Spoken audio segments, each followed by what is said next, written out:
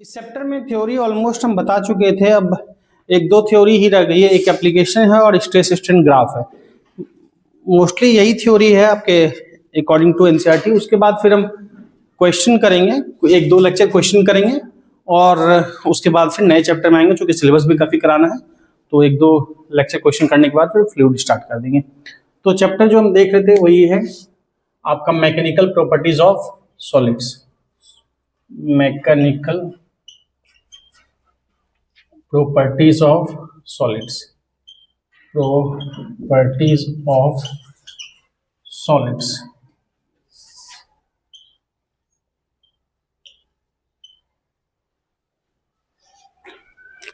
अब देखो, एक एप्लीकेशन कल देखा था, दूसरा एप्लीकेशन देखते हैं। एक एप्लीकेशन क्या देखा था कि क्रेन का हैवी लोड उठाने में किस तरह से यूज होता है, कैलकुलेशन क्या होता है। ऐसे तो पूरा इंजीनियरिंग में जाओगे तो डिटेल है, तो हमने एक छोटा सा चीज बताया। इंजीनियरिंग में जाओगे खास करके मैकेनिकल या सिविल ब्रांच वगैरह में, तो आपको इवन जो उसका रोप भी होता है ना, इवन उसका जो उठाने के लिए हुक होता है, हुक का भी डिजाइन पूरा पढ़ा जाता है, उसका भी पूरा कैलकुलेशन है। तो उस पर भी एक सब्जेक्ट होता है, सिविल और मैकेनिकल में होता है स्पेशलाइजेशन मशीन डिजाइन करके। मशीन डिजाइन में पूरा छोटी सी छोटी चीजों का कैलकुलेशन होता है, तो पूरा कैलकुलेशन ही भरा होता है उसमें। खैर ठीक है, अब दूसरा एप्लीकेशन देखते हैं। एप्लीकेशन एक देखा था कल, एक और देखते हैं। तो एप्लीकेशन लिखना, नेक्स्ट एप्लीकेशन बीम्स लिख लो, फिर देख रहे हैं साथ में। लिखना बीम्स, बीम्स बोर्ड पे लिखा है। Beams used in the construction of, beams used in the construction of, beams used in the construction of bridges, beams used in the construction of bridges, bridges have large depths, have large depths, गहराई ज्यादा होती है, and small breadth, board पे लिखा हुआ है have large depth and small breadths, large depth and small breadths, BREADTHs, breadths। ठीक है, और इसी को क्या बोलते हैं, इतना लंबा चौड़ा ना बोलो, लार्ज डेप्थ स्मॉल ब्रेथ, और have I section, I shape का, तो उसको बोलते हैं आई सेक्शन, और हैव आई सेक्शन, और हैव आई लेटर जो लिखते हो इंग्लिश में कैपिटल लेटर, आई सेक्शन। ठीक, ये तो ठीक है। एप्लीकेशन लिखा क्या है समझते हैं। बीम पहले क्या होता है पता है? बीम अगर देखोगे, क्या बताओ, पुराने घर वगैरह में भी खास करके देखोगे, अब तो छड़ से पूरा ढलाई होती है। पुराने घर वगैरह में जाओगे या गांव देहात में देखोगे तो बीम लकड़ी का भी बीम होता था पहले, उसको बीम बोलते हैं। मतलब जो सपोर्ट करता है, किसी लोड को अपने वहन करता है, अपने ऊपर उठा पाता है, वो बीम सब क्या करता है। या छड़ ही लगाते हो, छड़ क्या करता है, पूरे सीमेंट का छत का लोड लिए होता है, उसकी जगह पे पहले पूरे बीम होते थे लकड़ी के या लोहे के भी, तो वो ही चीज होता है क्या, बीम। तो जो ब्रिज बनाते हैं ना, ब्रिज का एक पार्ट तो होता है तुम्हारा जाके, एक तो पूरा क्या होता है, पिलर होता है। एक तो पिलर होता है जिसपे खड़ा होता है, बिना पिलर ग्लेस भी बनाते हैं।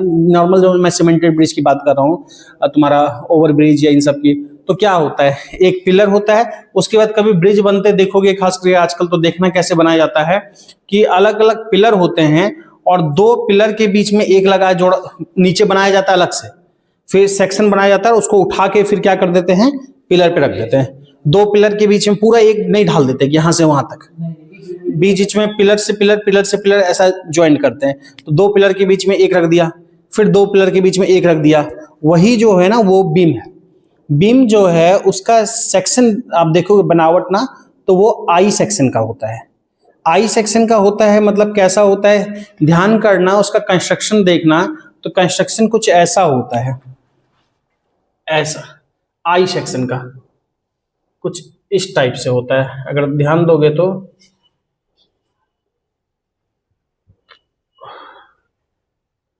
कुछ इस टाइप से होगा।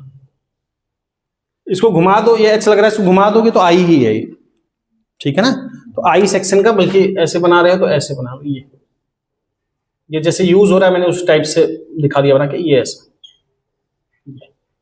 ऐसा होता है। गौर किए हो कभी? ये ऐसा होता है, तुम ध्यान देना, इसमें क्या होता है, ये आई सेक्शन इसी को बोलते हैं। तुम देखो कि जो पिलर के बीच में ऐसा सा होता है, ऐसा गड्ढा सा होता है आई सेक्शन, और उसको बीच में क्या होता है, फंसा दिया जाता है। अब ये चीज क्यों किया जाता है, उसका देखोगे ना, डेप्थ ज्यादा रहता है, large depth and small breadth. Large depth होती है, गहराई दोनों होता है, पर कंपेयर टू ना डेप्थ क्या होता है, ज्यादा रखा जाता है। ऐसा क्यों है? और डेप्थ रखे तभी तो आई सेक्शन बना। अगर ये डेप्थ नहीं देते तो सेक्शन आई नहीं कहलाता। तो इस डेप्थ की वजह से ये गड्ढा हुआ दोनों तरफ से, तो गड्ढा हुआ तो क्या कहलाया, आई सेक्शन। इमेजिन कर पा रहे हो इस चीज को? अब जरा जो चीज है मैं लिख रहा हूं, जरा देखते हैं, साथ में समझते चलेंगे, लिखते चलेंगे, समझते चलेंगे। ठीक है, ये भी एप्लीकेशन एनसीईआरटी में दे रखा है।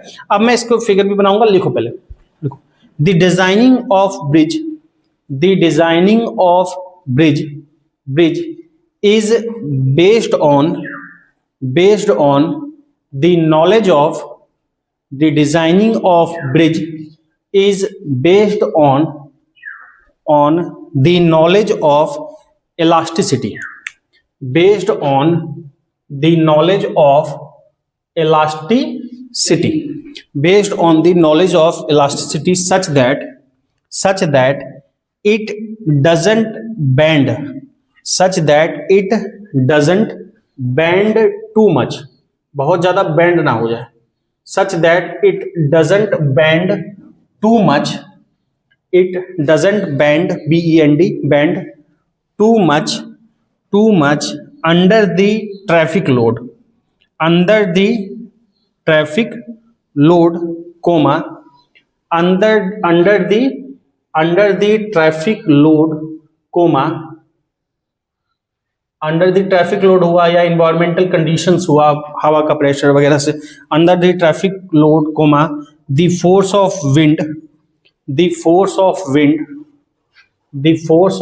हवा का force, the force of wind और इट्स ऑन वेट, और खुद के वजन के कारण, इट्स ऑन वेट, खुद के वजन, और इट्स OWN ऑन वेट, और इट्स ऑन वेट। तो एक ब्रिज पे क्या क्या वेट पड़ सकता है, एक तो जो गाड़ियां जा रही है ट्रैफिक उसका लोड है, प्लस क्या है, खुद का वजन है, खुद में भारी है, खुद का वजन है, और क्या है, हवा वगैरह प्रेशर लगा सकती है। तो हाँ बोलो, हाँ उसका नदी में के अंदर ब्रिज थोड़ी, जब बारिश होगा तो उस पे कैसे, जिस पे चल रहा है वही डूब जाएगा, तब तो बाढ़ ही आ गया। हाँ उसका भी प्रेशर, फैक्टर ऑफ सेफ्टी वगैरह से ध्यान रखा जाता है उसको, नॉर्मल कंडीशन की मैं बात कर रहा हूँ। तो इसमें क्या है कि इन चीजों का इस पे लोड पड़ता है। तो हमारे यहाँ ये तो नहीं होता है ना, चाहेंगे कि ट्रक चढ़े, हैवी ट्रक चढ़ा और ब्रिज ही धंस जाए। हम क्या चाहते हैं कि इसके अंडर में ब्रिज डिफॉर्म ना हो या ब्रिज ही तिरछा हो जाए, हम नहीं चाहेंगे। तो उसके लिए ही बात हो रही है, आई सेक्शन बनाया जाता है। क्यों, कैसे, देखते हैं। मान लो एक यही आई सेक्शन ही ब्रिज का एक दिखा रहे हैं, ये इसकी मान लो चौड़ाई है, दैट इज बी, विथ लिखा 20 है, समझेंगे इसको, उसी का सेक्शन बनाया है। इसका मान लो चौड़ाई लिखा 20 है, और ये 3D व्यू है, तो थोड़ा सा समझना,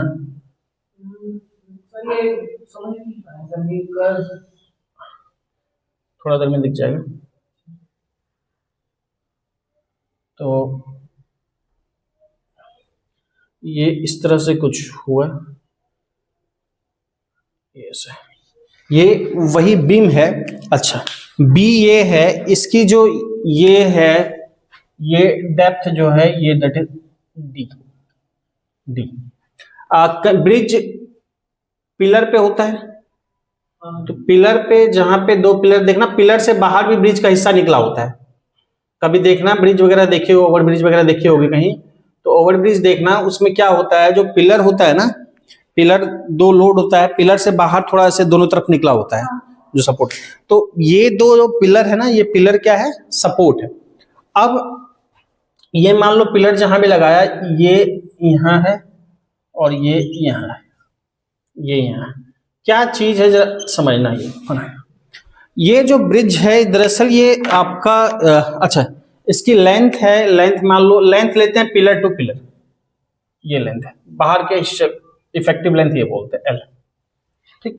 pillar to pillar length, pillar to pillar length ये बोलते हैं एल। जरा समझो क्या है, ये 3D व्यू है, ब्रिज ऐसा है, इस तरह से हम बोर्ड पे नहीं दिखा सकते, ऐसा होता है, मतलब एक सेक्शन हम सोच रहे हैं, एक सेक्शन ऐसा सोच रहे हैं कि इस तरह से ब्रिज है, तो ब्रिज जो है हम 3D दिखा रहे हैं, तो ब्रिज का क्या होगा, कुछ डेप्थ होगा, ब्रिज का कुछ डेप्थ होगा और कुछ क्या होगी, चौड़ाई होगी।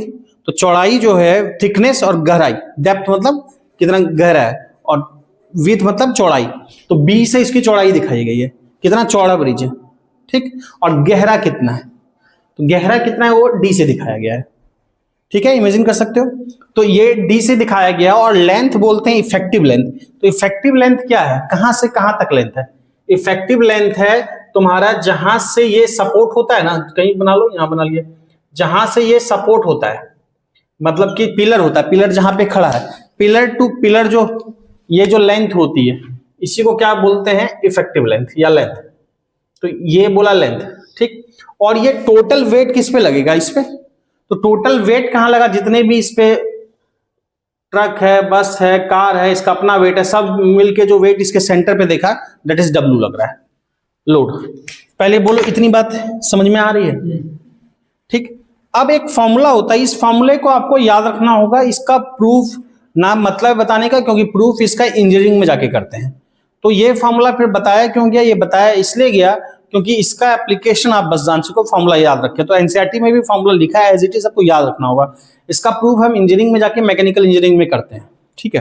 तो लिखो फॉर्मूला लिखो, व्हेन ए लोड लिखना, when a load capital W जो दिख रहा है, when a load W is suspended at its middle the bar यही जो है, the bar बीम जो है बोल रहे हैं, the bar gets, अच्छा अगर लोड पड़ेगा तो कुछ ना कुछ क्या होगा, उसमें डिफॉर्मेशन आएगा, लोड के अंदर कुछ ना कुछ वो दबेगा। हाँ बस ये है कि नेग्लिजिबल दबेगा, तो आपको तिरछा दिखेगा नहीं, पर माइक्रोस्कोपिक व्यू देखोगे कुछ ना कुछ तो दबेगा ही, पर वो अगर उसका दबना अंडर कंट्रोल है तो कोई दिक्कत नहीं है। आप बैठे हो, आप बेंच पे बैठे हो, आप बेंच को कंप्रेस कर रहे हो, हाँ ये बात है कि बेंच में जो चेंज ला रहे हो नेग्लिजिबल है, नॉर्मल आई से पता नहीं चलेगा, पर माइक्रोस्कोपिक व्यू से देखोगे, आप बेंच पे बैठे हो तो बेंच कुछ ना कुछ दबा है। इलास्टिक चीजों पे देखोगे तो जबर, सोफे पे देखोगे तो पता चल जाएगा ज्यादा दबा है, बैठा है, हर चीज पे आप दबाव डाल रहे हो, अपने वजन से बेंच को भी आप कंप्रेस कर रहे हो, लेकिन वो आपके नॉर्मल आई के लिए नेग्लिजिबल है। अगर माइक्रोस्कोपिक व्यू देखोगे तो शायद 10 की पावर कुछ -12 -50 में कुछ चेंज आएगा, -100 में चेंज आएगा, जो नेग्लिजिबल है।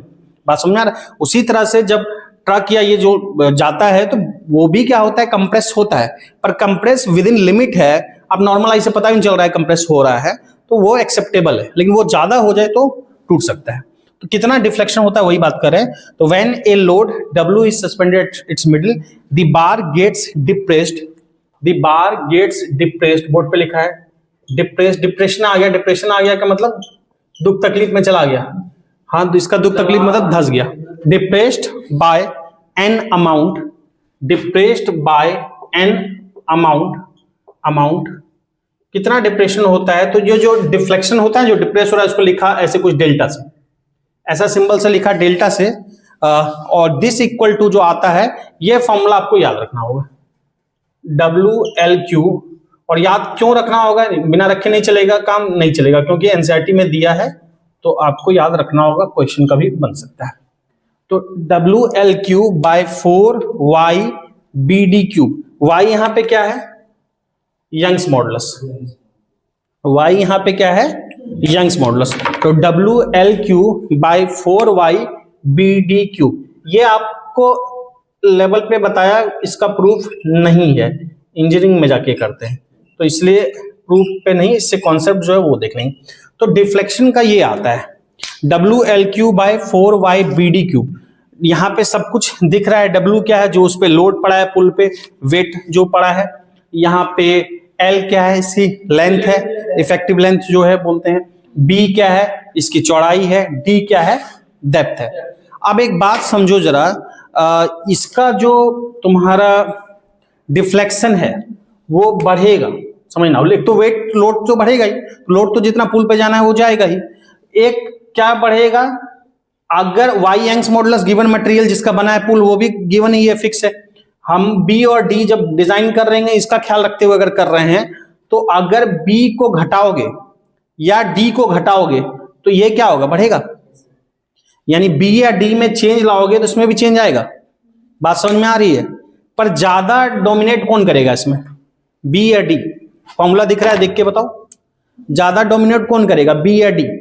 किसमें चेंज लाने से डेल्टा में बड़ा चेंज आएगा, बी, डी करेगा। क्यों? क्योंकि पावर क्यूब है, तो डी यहां पे ज्यादा डोमिनेट करेगा। डोमिनेट दोनों करेगा, असर करेगा, लेकिन डी ज्यादा डोमिनेट करेगा। यानी कि अगर डी को हम कम कर देंगे, जितना कम, ये क्या होगा उतना ज्यादा हो जाएगा। बात समझ में आ रहा है। डिफ्लेक्शन, और डिफ्लेक्शन जितना ज्यादा होगा वो उतना अनडिजायरेबल है। कम से कम डिफ्लेक्ट हो, कम से कम तिरछा हो, उतना अच्छी बात है। आप बेंच पे बैठे हो और बेंच ही धस जाए, वो डिजायर्ड नहीं है। तो कम से कम धसे, वो डिजायर्ड है। तो इन दोनों में से अगर सैक्रिफाइस ही करने की बात होगी तो हम चाहेंगे कि बी ज्यादा घट जाए, डी कंपैरेटिवली कम घटे, क्योंकि ये इनवर्सली प्रोपोर्शनल, कम होगा तो ज्यादा होगा। तो इसके वजह से डी को क्या किया जाए, कम घटाया जाए, और बी को क्या किया जाए, ज्यादा घटाया जाए। अब बोलोगे दोनों नहीं घटाएंगे, ऐसा नहीं होगा, क्योंकि वॉल्यूम तो वही रहेगा ना। तुमको सैक्रिफाइस इन्हीं सबसे एडजस्ट करना होगा। लेंथ बढ़ेगा, थिकनेस घटेगा, टोटल। हाँ, तो इसलिए क्या किया जाता है, डेप्थ को क्या किया जाता है, लार्ज किया जाता है। तो डेप्थ को लार्ज रखेंगे तो ये क्या होगा, कम होगा। और इसको क्या, इसको तुम्हारा क्या करते हैं, इसको घटा देते हैं, बी को। स्मॉल ब्रेथ लार्ज डेप्थ, इसलिए किया जाता है। अब इसके दो तरीके हैं ऐसा करने के। एक तो होगा कि हम गड्ढा जैसा ही बना ले। एक तो होगा हमको डेप्थ क्या करना है, लार्ज, तो हम ऐसे ही लार्ज डेप्थ कर ले। क्यों ब्रिज गड्ढा क्यों नहीं बनेगा, यहां से वहां तक बना दें ऐसे, और थोड़ा स्लोप ही दे दें, अच्छा कर्व दे दें। पर लार्ज डेप्थ में दिक्कत क्या है ना, कि लार्ज डेप्थ में ऑलरेडी तुम टिल्टनेस दे चुके हो ठीक ठाक। तो ऑलरेडी टिल्टनेस तुम ठीक ठाक दे चुके हो, डेप्थ दे चुके हो। अगर वो डिप्रेस होगा तो और ज्यादा उसके टूटने का चांस रहेगा। समझ आ रहा है। तो फिर क्या किया जाए जिसमें डेप्थ भी हो जाए, उसका स्ट्रेंथ भी सेक्रीफाइस ना करे, तो आई टाइप का सेक्शन बना लिया जाए।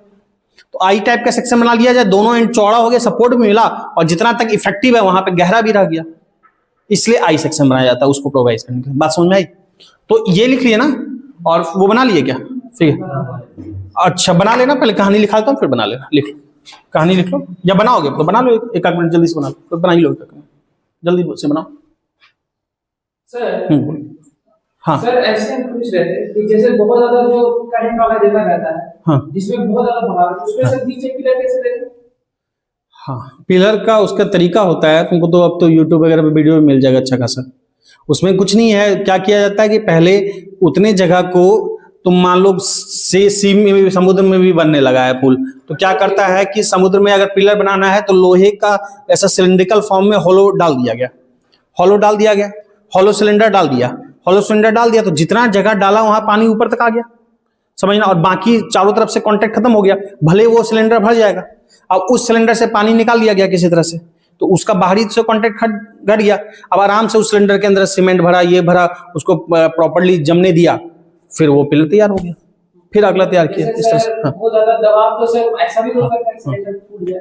हाँ, ऑब्वियस है। तो मटेरियल कोई ऐसा मटेरियल यूज थोड़ी किया जाएगा, बहुत स्ट्रेंथ वाला मटेरियल, और प्रोसेस पार्ट करके बनाया जाता है। यानी कि एक ही बार में पूरा डाल दिया यहाँ से वहां, उसको बनाया जाएगा, एक लेयर दिया गया, उसको प्रोटेक्शन के लिए फिर और लेयर दिया गया, तो कई लेयर दिया जाता है। और बहुत स्टील फ्रेम, बहुत मजबूत मटेरियल से भी यूज होता है उसमें। ठीक है, ठीक है, नोट लिखना। बेंडिंग कैन बी रिड्यूस्ड, लिखना बेंडिंग, ये फॉर्मूला लिख लिया, फिर नीचे लिखा रहा हूं।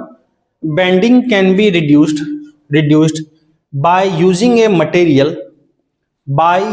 A material. अच्छा, बेंडिंग कम करने के लिए जो मटेरियल यूज करें उसका यंग्स मॉडुलस ज्यादा रखें कि कम रखें, बेंडिंग ताकि कम हो। यंग्स मॉडुलस ज्यादा रखें कि कम रखें।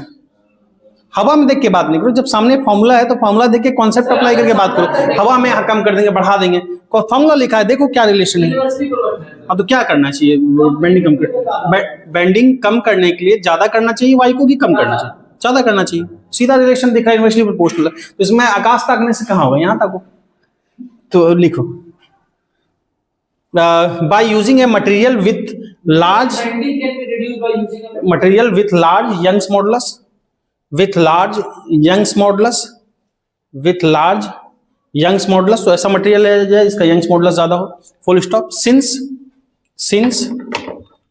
मैं सिंबल ही लिखूंगा, उतनी कहानी बार बार क्या लिखोगे, डिफ्लेक्शन या डिप्रेशन जो लिखा है ना, सिंस ऐसा लिख दो, delta, since delta is proportional to, delta is proportional to, देखो दो चीजें बोलोगे, या तो डेल्टा इज प्रोपोर्शनल टू या delta is inversely proportional to. तो डेल्टा इज प्रोपोर्शनल टू अगर मैं बोलूंगा तो क्या बोलूंगा, बी की पावर -1 एंड डी की पावर क्या है -3।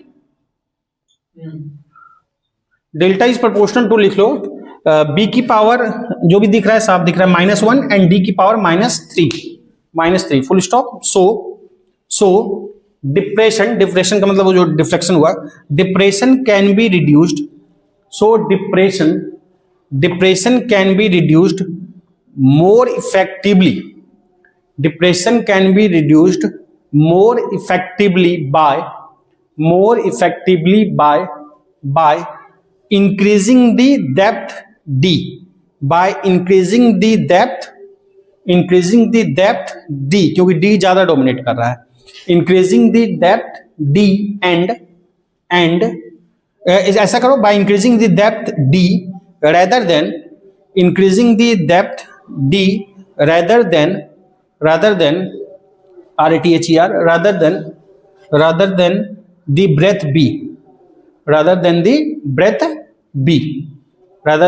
breadth b, ठीक है, full stop.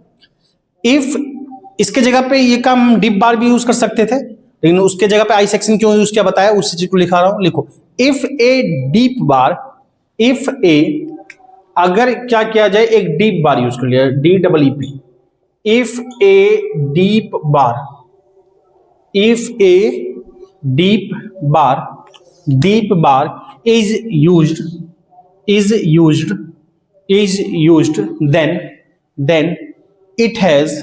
then it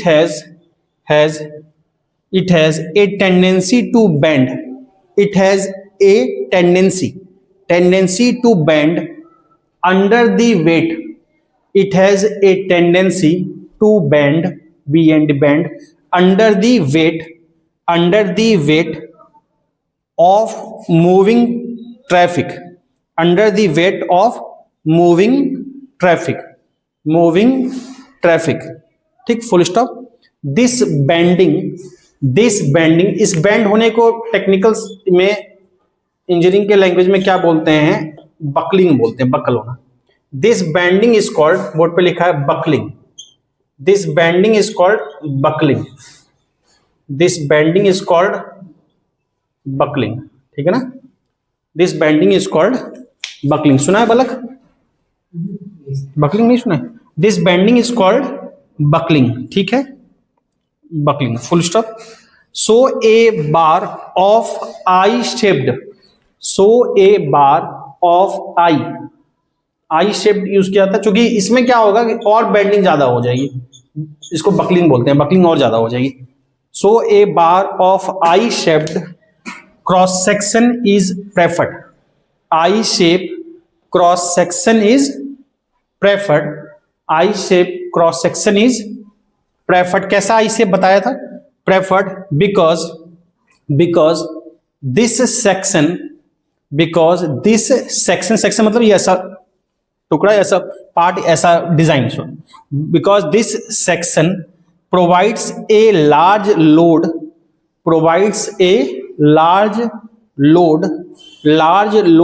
bearing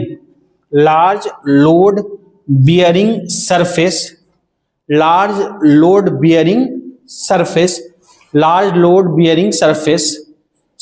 area भी बढ़ जाता है वैसा करने से, आई सेक्शन से। उधर जो निकला भी एरिया बढ़ गया, टोटल एरिया बढ़ गया, तो प्रेशर क्या हो जाता है, घट जाता है, F equal to P equal to F by, तो एरिया बढ़ा तो P कम हो गया, तो इससे भी फायदा हो जाता है। क्या लिखे, because this section large load bearing surface and enough depth, area भी एक हमको ज्यादा मिल गया, एक ये भी फायदा हो गया, तो प्रेशर भी कम लगा, P proportional to F by A बढ़ा, P कम हुआ, एक ये फायदा मिला और डेप्थ जो चाहिए तो है ही, and enough depth to prevent bending, and enough depth to prevent bending, full stop, prevent bending, full stop. This shape reduces the weight of the beam. एक और फायदा हुआ, अगर हम ऐसे बनाते वेट भी होता, कट किए, ग्रुप काटे, आई बनाए, वेट भी कम हुआ।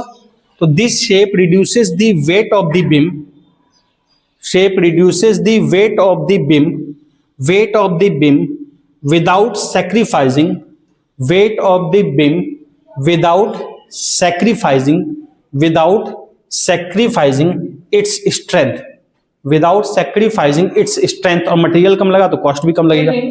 Without sacrificing its strength and reduce the cost, sacrifice its strength and reduce the cost. हाँ बोलो बोलो। ऐसे नॉर्मल सा जो शायद जनरल जीके जीएस का सवाल जो कि बोलता है कि मार्चिंग क्यों नहीं करने दिया था पुल में। नहीं। हाँ बोलो फिर। तो उसमें बोला जाता है इसका 100 वेव से नहीं, वो जो कॉन्सेप्ट है वो रेजोनेंस का कॉन्सेप्ट होता है। रेजोनेंस होता है, आगे जाके हम देखेंगे, थोड़ा सा पढ़ते हैं एसएचएम वेव में, उसमें भी डैम्पिंग वगैरह हटा दिया गया, वहां बात करते हैं।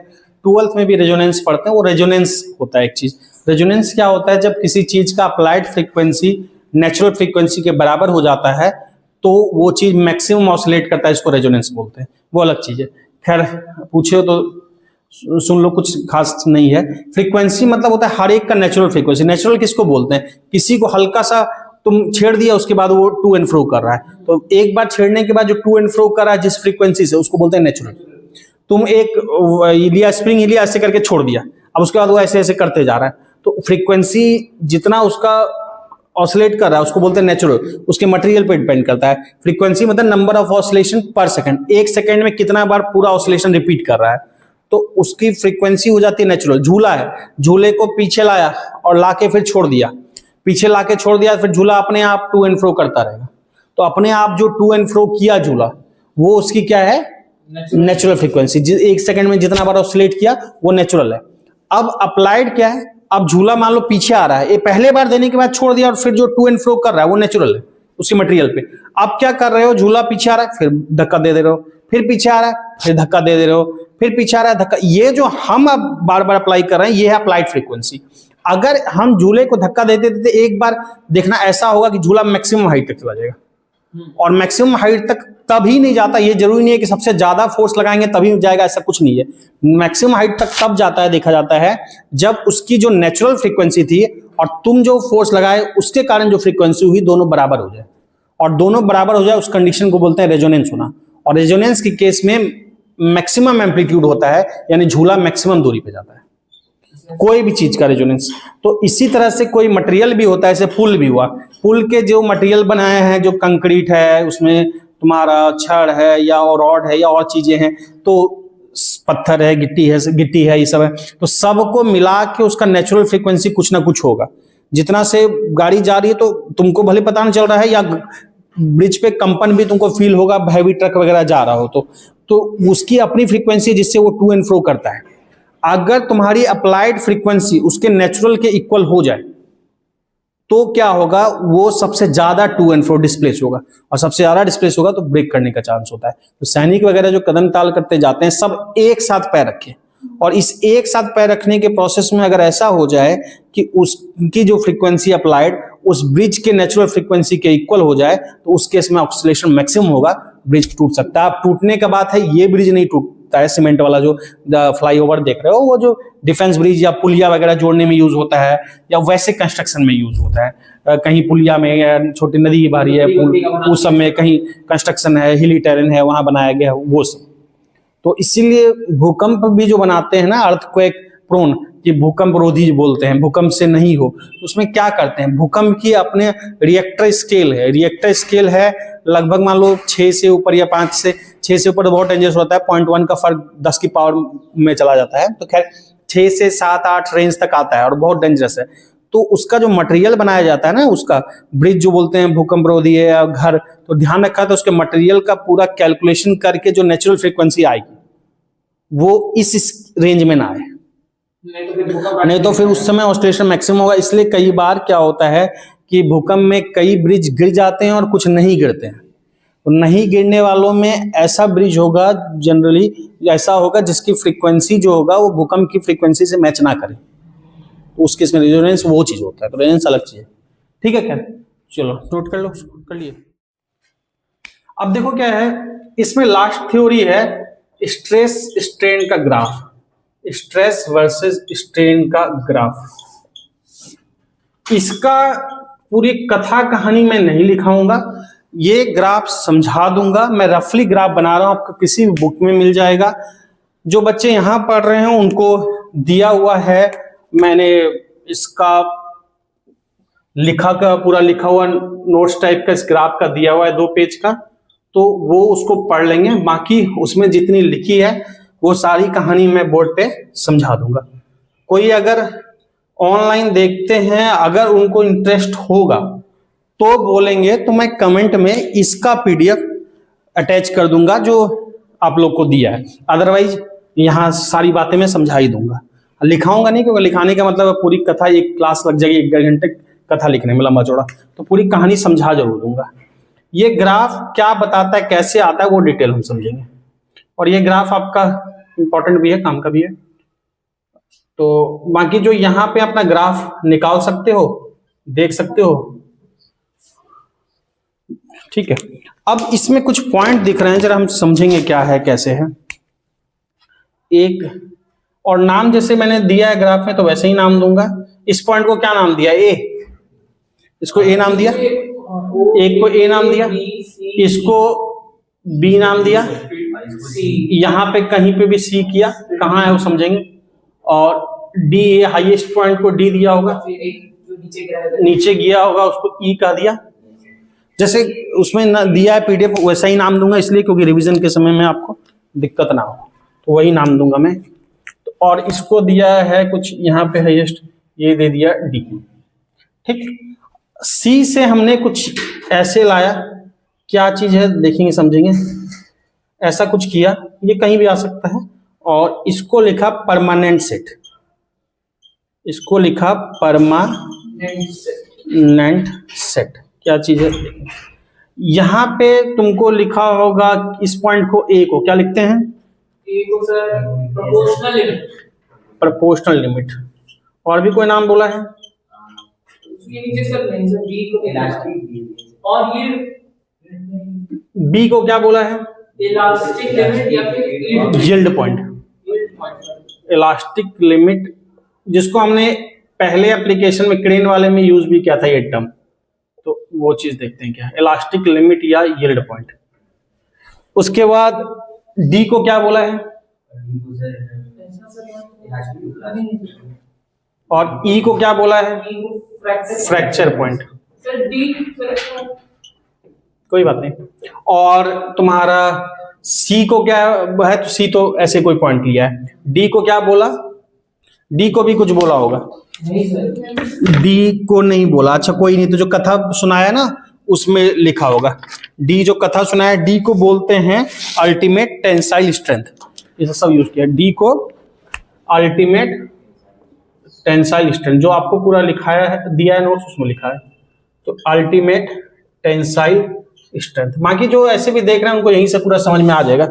और अगर इंटरेस्ट दिखाएंगे, इच्छा जाहिर करेंगे, तो फिर मैं पीडीएफ डाल दूंगा, क्योंकि मैं व्यूअरशिप के लिए नहीं डाल रहा हूँ कि चलो किसी का भला हो जाएगा, मेरा कोई नुकसान नहीं है। और लेक्चर भी कॉम्प्रोमाइज करके नहीं डाला कि यहाँ थोड़ा डाला फिर एडमिशन लीजिए, उसके लिए नहीं। तो मेरा कुछ जाता नहीं है, किसी का भला हो जाएगा तो अच्छा है। इसलिए जो लेक्चर हो रहा है मैं यूट्यूब पे डालता जा रहा हूँ, किसी का भी भला हो जाए, इसमें मेरा क्या दिक्कत है, अच्छा ही। इसलिए मैं पूरा डाल देता हूँ ईमानदारी से, बाकी देखना आप लोग के ऊपर है। इसी कंटेंट के लिए बाहर अच्छा खासा चार्ज ऑफलाइन में लगता है, या हम लोग खुद ही पढ़ाई कई जगह पढ़ाए तो फी अच्छा खासा लगता था बच्चों से। यहाँ चूंकि हमको लगा कि नहीं ठीक है, जो बच्चे कैपेबल नहीं है इकोनॉमिकली देख सकते हैं, ठीक है। चलो, तो ये है, ये जो तुम्हारा है 2 चीजें हैं। एक इसको लिखा है प्लास्टिक बिहेवियर, लिखा होगा इस स्टेज में लिखा है प्लास्टिक, क्या लिखा है, प्लास्टिक बिहेवियर। और इसको लिखा हुआ इलास्टिक बिहेवियर। यही पूरा ग्राफ है, जितने पॉइंट दिख रहे हैं ना ग्राफ में, इसी में कंप्लीट ग्राफ है। बस इन चीजों को समझना है, ये है क्या और बता क्यों रहा है और ग्राफ ऐसा कैसे बना क्या है। अब ये समझो ग्राफ क्या है। क्या बालिका? ई, दो ई थोड़ी होगा, तो चेंज कर दो उसका नाम, चेंज कर दो, दो ई थोड़ी, उसको कुछ पी कर दो, क्या जाता है, उसको पी कर दो, के कर दो, क्यू कर दो, कुछ भी कर दो, समझना है। अब देखो क्या है कि, और नाम भी कोई ऐसा नहीं कि ए बी सी, इसको कहा जाता है साइंस में ए, इस पॉइंट को बी, ऐसा X Y Z P Q R S कुछ भी नाम दे सकते हो। हमने उसका सेम नाम दिया कि ताकि रिवीजन जब करोगे तो आपको ठीक लगे, एक ही लगे दोनों में, इसलिए बाकी कोई नाम का फिक्स थोड़ी। हाँ, पॉइंट है इलास्टिक लिमिट और इस सब का। तो ये क्या चीज है वो समझना ज्यादा जरूरी है, तो समझो पहले। दरअसल होता क्या है कि एक मशीन होता है, ये बातें इसमें भी नहीं लिखी होगी क्योंकि इंजीनियरिंग में हमने किया है, हम लोगों ने इसका प्रैक्टिकल, तो पता है। जब इंजीनियरिंग में जाओगे, खास करके मैकेनिकल और सिविल में, तो इन सब में जब जाते हो ना, तो इंजीनियरिंग में, इंजीनियरिंग कॉलेज में आपका अच्छी इंजीनियरिंग कॉलेज होगी, जनरली हमारे यहाँ दिल्ली में था, बाकी और भी जगह अगर अच्छा कॉलेज होगा तो होगा मशीन। यूटीएम करके एक मशीन होता है जिसको बोलते हैं यूटीएम मशीन, अल्टीमेट कौन सा, टेंसाइल स्ट्रेंथ के लिए मशीन होता है, ठीक है ना। यूटीएम मशीन होता है, काफी हैवी मशीन होता है। हाँ, तो काफी हैवी मशीन होता है, लगभग तुम्हारा जाके वो मशीन अच्छा खासा तुमसे बड़ा होगा, 7-8 फीट का मशीन होता है, काफी बड़ा हैवी मशीन होता है। उसमें क्या किया जाता है कि एक रॉड लिया जाता है, अलग ग्रेड का, आयरन के कई ग्रेड होते हैं, आयरन का एक रॉड लिया गया, रॉड ऐसा कुछ हो गया, इस तरह से एक रॉड लिया गया, एक सा ही डायमेंशन होगा, ऑब्वियस है, इससे थोड़ा सा ज्यादा थिक रहता है। तो रॉड को मशीन के जॉ के बीच में रखा था, मशीन का जॉ होता है ऐसे, मशीन इसको टाइट पकड़ लेता है, मशीन इसको टाइट पकड़ लेता है। उसके बाद उस मशीन में क्या होता है, पॉइंट होता है, जहां से आप क्या कर सकते हो, उसको एडजस्ट करके फोर्स बढ़ा सकते हो। फिर हम बार बार क्या करते हैं, फोर्स मशीन में, यूटीएम मशीन में, यूनिवर्सल टेस्टिंग मशीन बोलते हैं, सॉरी मैं बोल रहा था यूटीएम, यूनिवर्सल टेस्टिंग मशीन बोलते हैं, क्योंकि इंजीनियरिंग दिन हो गया काफी तो भूल गया था। यूनिवर्सल टेस्टिंग मशीन बोलते हैं। तो उसमें क्या करते हैं, उसको फंसा देते हैं और उस मशीन के हेल्प से फोर्स लगाया जाता है। फोर्स से क्या होता है, ये खींचता है, फोर्स इसको खींचता है। अब हर बार हमने क्या किया कि फोर्स हमने पर यूनिट एरिया फोर्स लगा, और जो फोर्स पर यूनिट एरिया लगा उसी का अप्लाइड फोर्स का क्या लगा, स्ट्रेस लगा, तो वो फोर्स का मेजर उस पर देते रहता है। और जैसे हमने खींचा, इसको खींचा तो इसका एरिया कुछ कम हुआ, तो अभी जो क्रॉस सेक्शन एरिया हुआ नोट कर लिया, और फोर्स लगाया, फोर्स पर यूनिट एरिया निकाला, स्ट्रेस मिल गया। और इसका लंबाई मान लो से 5 सेंटीमीटर था, ज्यादा रहता है 10 के आसपास रहता है, 8-10 सेंटीमीटर जो भी है, तो 5 सेंटीमीटर था, मान लो खींचा, लेंथ हो गया 5.1 सेंटीमीटर, नोट कर लिया। स्ट्रेन निकाल सकते हो, मान लो 5.1 आया तो strain change in length bye original length 0.1/5 calculate कर लिया। फिर उसी तरह से फिर खींचा, फिर थोड़ा सा फोर्स लगाया, मतलब फोर्स खींचता जरा फोर्स बढ़ाया, फिर मेजर किया स्ट्रेस, और फिर स्ट्रेन देखा, मेजर किया इससे स्ट्रेन, और उसके बाद नोट किया। फिर इस तरह से हर एक करते गए, थोड़ा थोड़ा फोर्स बढ़ाते गए, तब तक ऐसा करते गए जब तक ये टूट ना जाए। जैसे टूटा, ई पे टूटा जाके हमने नोट किया, और फिर सबको ग्राफ पेपर में बनाते हैं। और ग्राफ पेपर में जब स्ट्रेस स्ट्रेन का डॉट मिलाते हैं ना, तो ग्राफ एग्जैक्टली ऐसा ही मिलता है। इस ग्राफ में कोई डाउट नहीं है, मतलब इंजीनियरिंग कॉलेज में भी बनाया हुआ है, तो एग्जैक्ट ग्राफ ऐसा ही दिखता है, तो ग्राफ ऐसा बनता है। तो अब इस ग्राफ में हमको जो समझने लायक है, क्या क्या, कोई भी मटेरियल टूटने से पहले इन स्टेज से गुजरेगा ही गुजरेगा। कोई भी मटेरियल टूटता है ना, आपको ब्रेक होगा ना, अगर खींच रहे तो वो जाके टूटेगा तो इन स्टेज से होके ही जाके टूटेगा, ठीक है ना। कोई कमजोर मटेरियल आप पहले खींच दिए तो आपको नहीं फील हुआ, लेकिन धीरे धीरे अगर उसको फोर्स बढ़ाते जाते ना, तो इन स्टेज से हर मटेरियल जाएगा। अगर हम कोई हार्ड मटेरियल, आयरन वगैरह का ग्रेड है, हम नहीं नॉर्मली ब्रेक कर सकते, तो उसको मशीन कर रहा है, थोड़ा थोड़ा फोर्स लगा के एडजस्ट कर रहे हैं, तो एडजस्ट करते जा रहे हैं, तो ये सब स्टेज आ रहा है। अब इन स्टेज से होकर मटेरियल गुजर रहा है। अब ये स्टेज हैं क्या क्या, समझो। सबसे पहले ओ से ए तक हम फोर्स बढ़ा रहे हैं, स्ट्रेन भी होता जा रहा है, तो देखते हैं काफी दूर तक इलास्टिक लिमिट रहता है। इलास्टिक लिमिट रहने का और साथ में क्या है, हुक्स लॉ वैलिड है। ओ से ए तक, ओ से टिल ए तक हुक्स लॉ क्या है, वैलिड है। ओ से ए तक हुक्स लॉ वैलिड है। हुक्स लॉ वैलिड का मतलब स्ट्रेस प्रोपोर्शनल टू क्या है, स्ट्रेन है। स्ट्रेस प्रोपोर्शनल टू क्या है, स्ट्रेन है। यानी ओ से ए तक स्ट्रेस प्रोपोर्शनल टू स्ट्रेन है। हमको देखते हैं कि जिस रेशियो में डायमेंशन में चेंज आ रहा है, उसी रेशियो में क्या हो रहा है, स्ट्रेस भी बदल रहा है। तो दोनों का चेंज ये है। तो यहां तक काफी दूर तक ऐसा होता है। फिर उसके बाद थोड़ा दूर तक और देखते हैं टिल बी तक, कुछ दूर तक और देखते हैं क्या कि इसमें इलास्टिक बिहेवियर तो है, रिगेन करने की कोशिश तो हो रही है, लेकिन क्या है कि हुक्स लॉ वैलिड नहीं रह जाता। मतलब ए तक हुक्स लॉ वैलिड है, प्रोपोर्शनलिटी जहां तक वैलिड है वो हुक्स लॉ है, उसके बाद प्रोपोर्शनलिटी वैलिड नहीं है लेकिन इलास्टिक बिहेवियर है।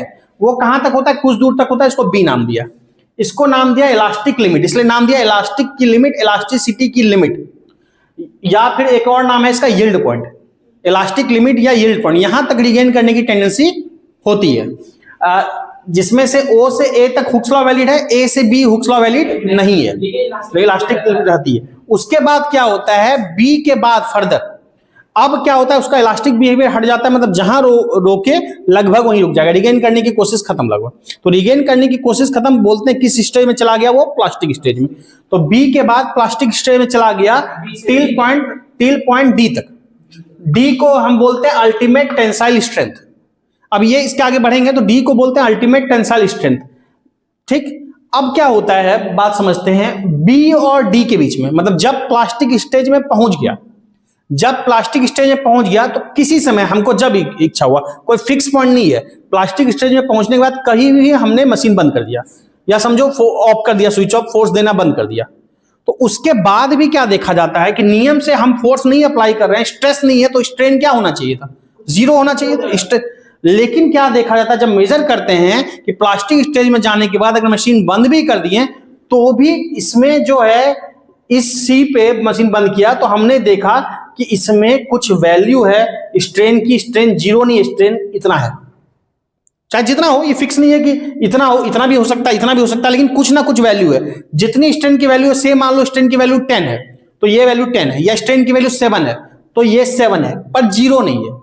प्लास्टिक स्टेज में जब मशीन बंद किया, नियम से क्या होना चाहिए था, जो दिमाग में चल रहा है कि स्ट्रेस नहीं, स्ट्रेन जीरो, फोर्स अप्लाइड बंद किया, स्ट्रेन जीरो होना चाहिए। लेकिन क्या देखा जाता है, प्लास्टिक स्टेज में जाने के बाद मटेरियल में भले फोर्स ना लगाओ, स्ट्रेन की वैल्यू कम हो गई।